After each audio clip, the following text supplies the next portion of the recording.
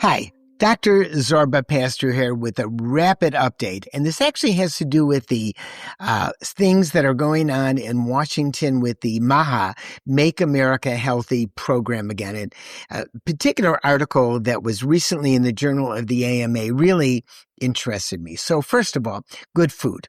We know that good, nutritious food is important for all of us.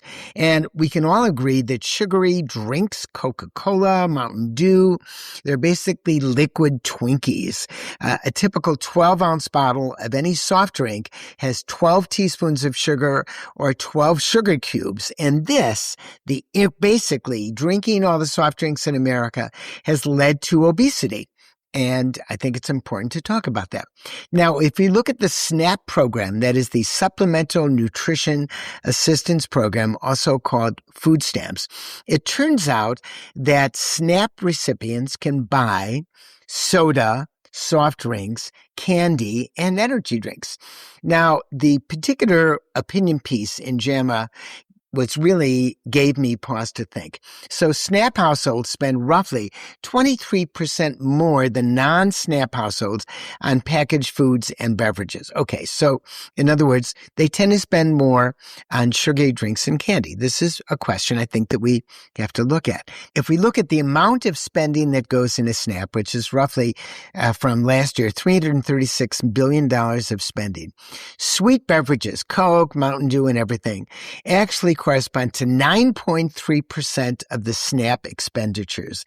That means $31 billion of SNAP is going to the soft drink industry, okay?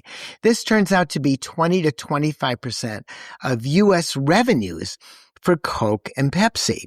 In other words, 25% of what Coke and Pepsi make in America actually comes out of SNAP benefits. Now, I kind of found this astounding in some ways. Now, if we remove these drinks from SNAP, the idea is that we shouldn't do it because it imposes a stigma on people who want to buy these drinks. They can't buy them and they would like to buy them and like to have them. And it turns out that 18 states have asked for a federal waiver to actually remove these soft drinks, energy drinks, and so on from SNAP. Good for them. I think this is a good idea. I think all of us should drink fewer soft drinks, fewer Twinkies, fewer prepackaged foods that have high calories and don't have very much nutrition in them. And I'm going to talk about for just a second this whole moral issue.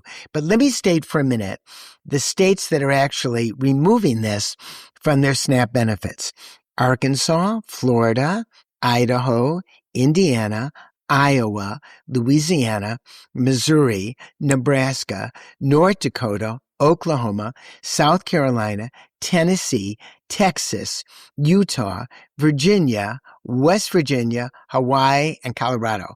So those are the states that asked for an exemption from the federal government to remove these empty calories from their SNAP benefits. So there's an argument here. The argument here has something called healthism, which is a term that was coined in the 1980s, that if you don't take care of your health, it's a moral failure.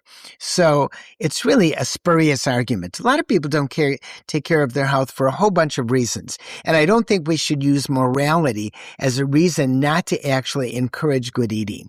I think it's a good idea to take the empty calories out of the SNAP program because I think then people will be encouraged, maybe forced, to actually spend the SNAP money on good eating. This is Dr. Zorba Pastor. Stay well.